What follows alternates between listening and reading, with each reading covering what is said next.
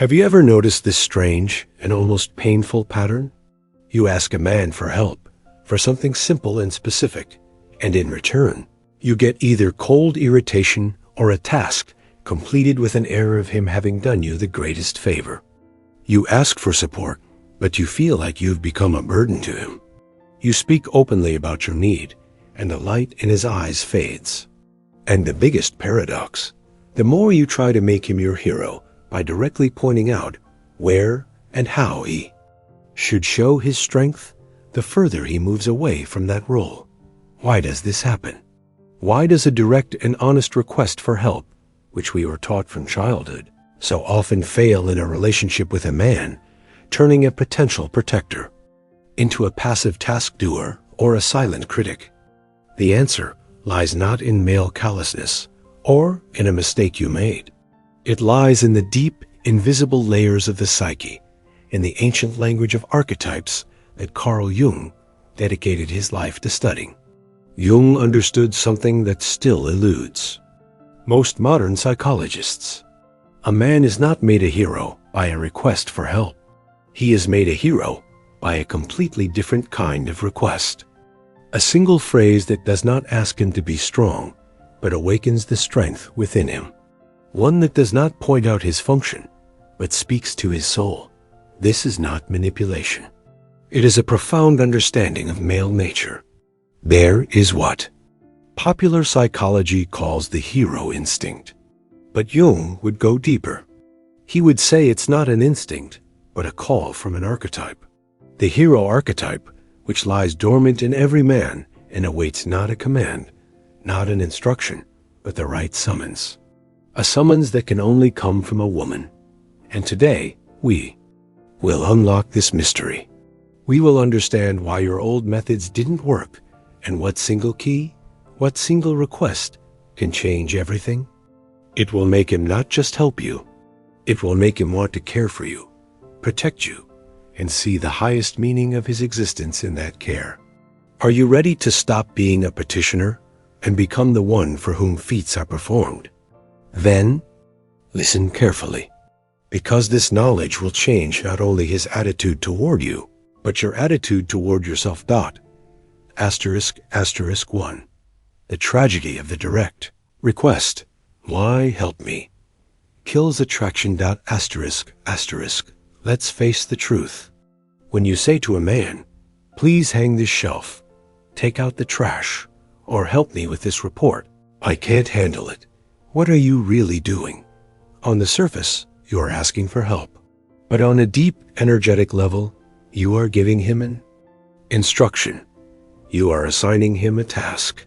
You are reducing his potential heroic deed to the level of a household function. Jung would say that at this moment, you are not addressing his self, his whole personality, but his persona is social. Mask the role of the useful man. And the persona is not capable of heroism. It is only capable of execution. Execution breeds fatigue and a sense of duty, but never inspiration and passion. A man, hearing "help me do this," subconsciously decodes several destructive messages. First, you are a tool. Your value to me at this moment lies in your function. Second, I know best. I've already decided everything. I've come up with the plan, and you are just the executor, the hands to implement my idea. Third, and most dangerous, I need you because I am weak. This transforms you in his eyes from a desirable woman, full of mystery and intrigue, into a child in need of care. The hero archetype is not awakened by pity. It is awakened by a challenge. The hero is not looking for a weakness to save. He is looking for a meaning to protect. When you give him a clear instruction, you deprive him of the most important thing, the opportunity to use his mind, his strategy, his will. You take away his right to be creative in solving the problem. You give him a fish instead of letting him enjoy the process of the hunt. Jung taught that the psyche strives for wholeness through the integration of the shadow. In the male's shadow, not only his aggression is often hidden, but also his repressed desire to be significant, his fear of being useless and unneeded. When you ask him for help in an instructional format, you do not give him the opportunity to integrate this shadow positively. You only confirm his subconscious fear. I am loved only when I am useful. This is the path to quiet burnout and resentment. Imagine a knight whose ladylove says not, "Protect our kingdom from the dragon." But here is a sword. Here are the instructions on how to swing it. Go and kill the dragon step by step, and then report back. All the magic, all the meaning, all the honor of the moment instantly vanishes. All that remains is a routine, unpleasant job. This is why a man often looks sullen after such help. He doesn't feel like a hero. He feels used. He hasn't been energized by his action. He has spent his energy. And the next time you ask him for something, his unconscious will resist because it remembers this feeling of depletion. Therefore, the first step to awakening his hero instinct is to recognize the tragedy of the direct, functional request. Stop seeing him as an executor and start preparing the space for something much greater. **2. The hero, archetype. What the male soul truly seeks. To understand which key fits the lock, you must first study the lock itself. What is this hero archetype that Jung spoke of? It's not a cartoonish image of a muscular rescuer from the movies. It is one of the fundamental structures in the male unconscious. It is an inner, innate need for a man to overcome chaos and bring order to the world. The hero is not someone who is simply strong. The hero is someone who gives his strength meaning. His main goal is not victory for victory's sake, but transformation.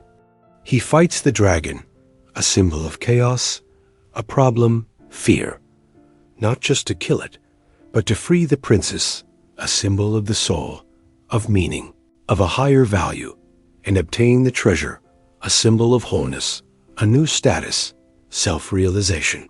In daily life, this archetype manifests in a man's desire to solve problems, to build, to protect, to achieve. But it is truly activated only when something more than just a material result is at stake. It is activated when a man feels that his actions serve something beautiful, something valuable. And this highest value for him most often becomes a woman. Not her weakness, but her world. Jung would say that the male animus, his inner active, doing part, seeks contact with the female anima, her soul, her inner world. When a woman presents herself to him, not as a set of problems, but as an orderly, beautiful, and valuable world that needs protection from external chaos, his hero archetype receives that very challenge. He needs to feel that he is not just hanging a shelf. He is creating coziness in her fortress. He is not just fixing a faucet. He is eliminating a threat to the comfort of her world. He is not just giving advice about work. He is helping her defend the borders of her kingdom. Do you feel the difference? In one case, it's a function. In the other, a mission. In one, a job. In the other service, the hero seeks three things. 1. A problem, the dragon. A real or potential threat. Chaos that needs to be ordered. 2. A meaning, the prince's treasure. An understanding of why he is doing it. He must see that he is protecting something beautiful and valuable. 3. Freedom of action, the right to a feat. The opportunity to choose the weapon and strategy himself. He must be the author of the victory, not its executor. When you ask him for help in the format of "do this," you give him only the first point, the problem, but take away the two most important ones, the meaning and the freedom. You yourself become the dragon he needs to defeat. Complete the task so you'll leave him alone, not the princess he needs to rescue. Understanding this is a revolution in thinking. Your task is not to point out the dragons to him or give him a sword. Your task is to be the very kingdom that he wants to protect, and to learn to speak the language that his inner hero understands. **3. Woman as the keeper of meaning, your true role. Asterisk, asterisk. In this drama of awakening the hero, the woman's role is not at all passive. She is not just a damsel in distress. Her role is much deeper, more subtle, and more powerful. She is the keeper of meaning. What does this mean? It means that it is the woman who creates the very context, the very atmosphere in which a mighty man's strength finds its purpose. A man by his nature is a conqueror, a builder. He acts in the external world. A woman is the internal world. She is the garden, and he is its protector. But if the garden is neglected, full of weeds and chaos, no one wants to protect it. If the garden is well tended, blooming, and fragrant, it becomes the greatest treasure, for which it is not frightening to fight any threat. Jung would say that. A mature, integrated female anima is an ordered inner cosmos. It is her feelings, her values, her comfort, her beauty, her peace. When a woman is in touch with her anima, she radiates an energy of harmony and value. She herself becomes that very treasure the hero is seeking. Your task is not to demonstrate your helplessness to a man. On the contrary, your task is to demonstrate to him the beauty and value of your world. When your home is a place you want to return to, that is your world. When you are passionate about your work, your hobbies, that is your world. When you are calm and emotionally stable, that is your world. When you know how to enjoy life and create an atmosphere of warmth around you, that is your world. It is this ordered, harmonious world that becomes for a man the very kingdom he will instinctively want to protect from external chaos. Any problem coming from the outside, a broken faucet, a rude person on the road, difficulties at work, is no longer perceived by him as your problem, but as a threat to our world. And that changes everything. How to become such a keeper of meaning? Stop complaining. Complaints create an atmosphere of chaos in your world. A man who hears constant complaints sees not a kingdom to be protected, but a swamp in which he can get bogged down. Cultivate your joy. Do what fills you up. Your happy state is the main indicator that your world is valuable and worth protecting. Create coziness, not for him, but for yourself. When you lovingly arrange your space, you energetically declare, something valuable is here. Asterisk, asterisk, be an emotional center, not an emotional storm. Asterisk, asterisk, your calmness is the safe harbor that his inner hero will protect from all storms. When you become the keeper of meaning, you no longer need to beg for help. The man himself begins to look for dragons at the approaches to your kingdom. He will ask, is everything okay with you? Did anyone offend you? Let me see what's making that noise. Because protecting your world becomes his inner need, his mission, his way of self-realization. He does it not for you. He does it for himself, to feel like a hero next to you. Asterisk, asterisk 4. The danger of the mother archetype. How not to turn a hero into a son. Asterisk, asterisk, on a woman's path to the role of keeper of meaning, there is one very insidious trap that many fall into. It is the trap of the mother archetype. Jung wrote extensively about the danger of mixing roles. When a woman, with the best of intentions, begins to overly coddle a man, solve problems for him, and organize his life, she ceases to be a princess for him and becomes a mother. And one does not seek passion from a mother. One does not admire her. One does not conquer her. From a mother, one seeks approval and tries to escape to find freedom. The hero archetype and the son archetype are mutually exclusive. The hero conquers the world. The son waits for the world to be given to him. How does the mother archetype manifest in a woman's behavior? She gives unsolicited advice. You should wear a different shirt. Why don't you call so and so? She controls his affairs. Did you remember to pay the bills? Did you make a doctor's appointment? She solves problems for him. She makes the calls herself, makes arrangements, corrects his mistakes. She criticizes his way of doing things. I wouldn't have done it that way. You should have started with something else. She pities him like a little boy. Oh, my poor thing, you must be tired. Every time you do something from this list, you symbolically castrate his inner hero.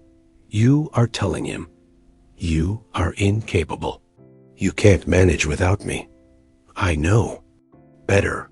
This is the most destructive message a man can receive from a woman. He might obey.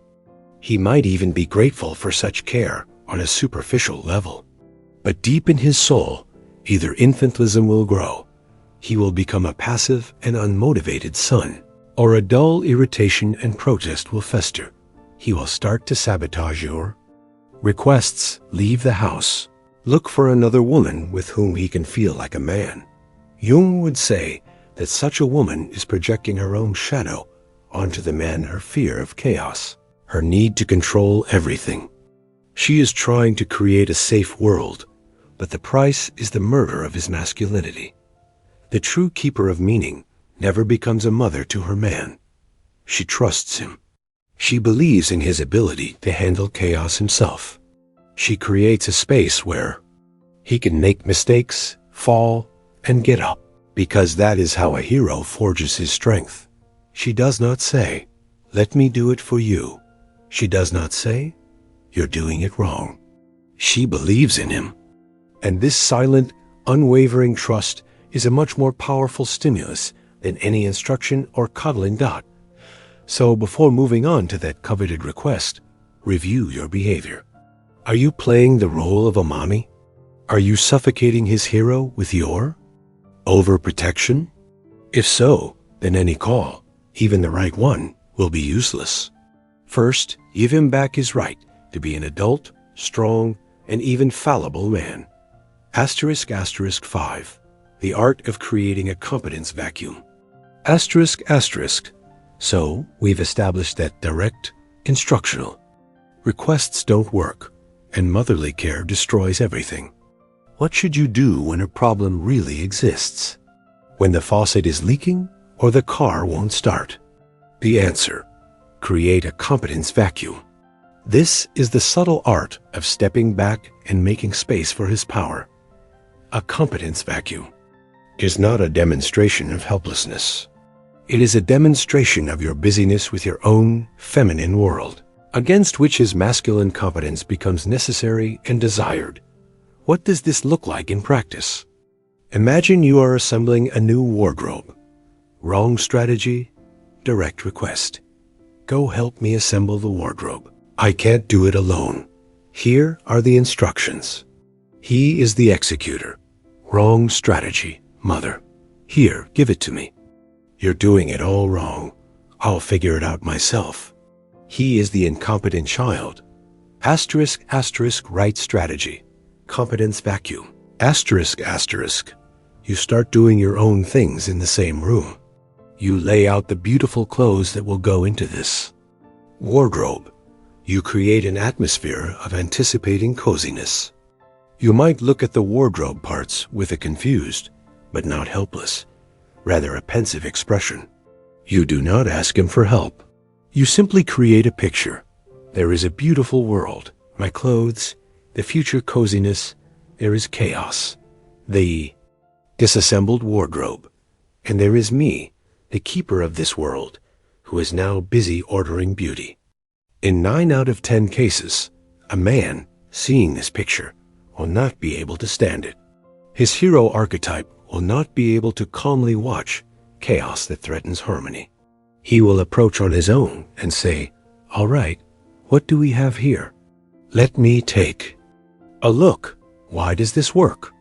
Because you are not invading his territory, solving technical problems.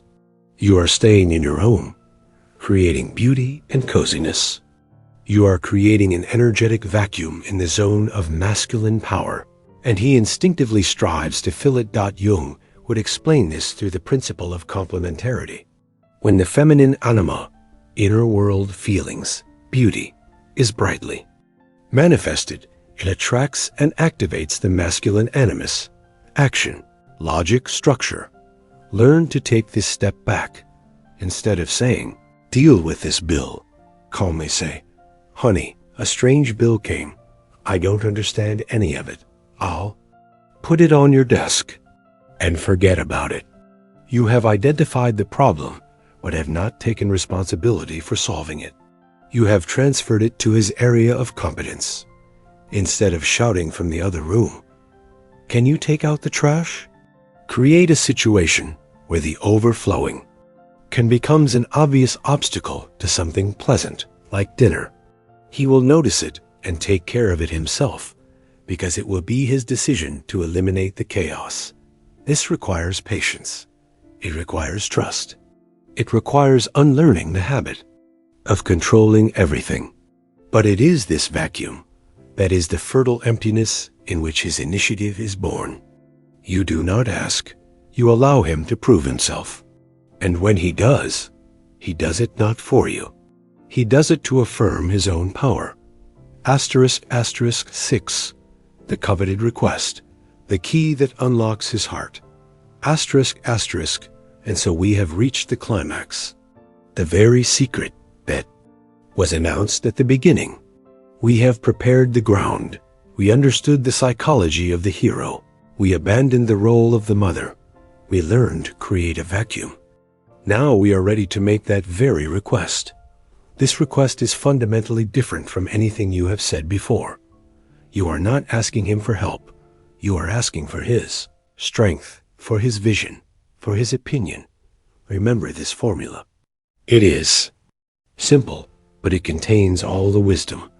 When you are faced with a problem, any problem, from the domestic to the existential, instead of saying, "Help me," or "Do this," you approach him.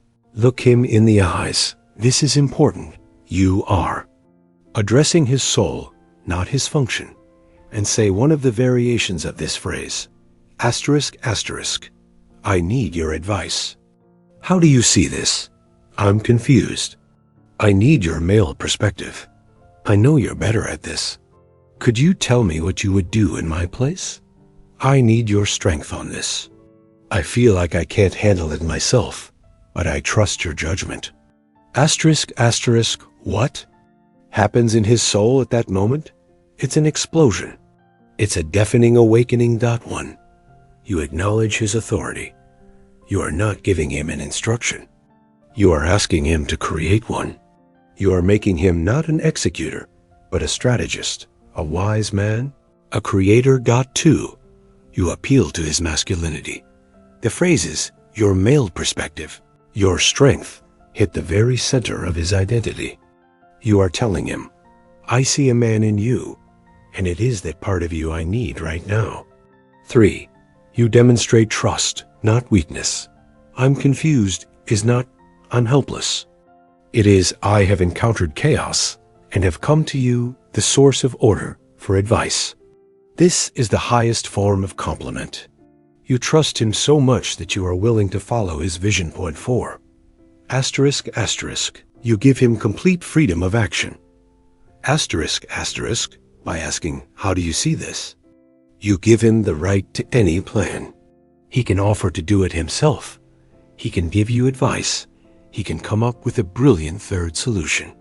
But whatever he does, it will be his feet. He will be the author. Jung would say that at this moment, an ideal union of the anima and animus occurs. Your anima, soul, feelings, acknowledges the authority and power of his animus, reason, action. You are not asking him to save your body. You are asking him to guide your soul. And this is the very call to which the hero archetype responds. After such a request, a hung shelf becomes not a household chore, but a material embodiment of his wise decision. A repaired car becomes a symbol of his power over chaos. The advice given becomes an act of protecting your world with the power of his intellect. He won't just help you. He will be grateful to you for the opportunity to prove himself. He will feel a surge of energy, pride, and most importantly, even greater love and responsibility for you. because you didn't just ask him for help. You gave him the opportunity to feel like a hero. 7. Life after the revelation. How to keep his hero's fire burning. Once is not enough. Having awakened the hero in him, you must learn to maintain this sacred fire. This becomes your new way of life, your new philosophy of relationship. This means that after he has performed his feat, given advice, solved a problem, protected you, your reaction must be right. Forget criticism, even if he did something not quite as you imagined. Never say, "Well, I would have done it differently." By doing so, you devalue his entire feat. Admire the result and, more importantly, the process. Don't just say, "Thank you." Say, "I would have never thought of that. How did you come up with it? I feel so safe when you're around." It's amazing how easily you handled that. Your admiration is the treasure that the hero receives as a reward. It is not flattery. It is a sincere recognition of his power. And for this recognition, he will be ready to move mountains. Again and again, Jung taught that individuation, the path to wholeness, is a continuous process. Likewise, a relationship is a process that requires consciousness. By ceasing to be a petitioner or a mommy for him and becoming a keeper of meaning and a lady of his heart, you launch a transformation not only in him, but also in yourself. You learn to trust. You learn to let go of control. You find inner peace because you know that you are not just with a man, but with your protector. This is the path from a relationship built on functionality and duty to a relationship built on admiration, service, and a shared sense of meaning. Conclusion. True feminine wisdom lies not in learning to do everything yourself, and not in learning to manipulate a man into doing what you need. It lies in a deep understanding of the dance between the masculine and feminine principles. The request we talked about today, "Show me how you see this. I need your strength," is not just words. It is the key that unlocks the deepest layers of his soul. It is an invitation for his hero archetype to step out of the shadow and manifest in all its splendor. You stop asking him for help. You start giving him the opportunity to be a man. You do not take energy from him with your demands, but you fill him with the power of your admiration and trust. Remember, a man becomes a hero not when he is forced, but when he is inspired. He performs a feat not for a woman who seems weak, but for the world of a woman that seems priceless to him. Be that woman. Create your beautiful, orderly world. And when chaos comes, do not rush into battle yourself, and do not write an instruction manual for a soldier.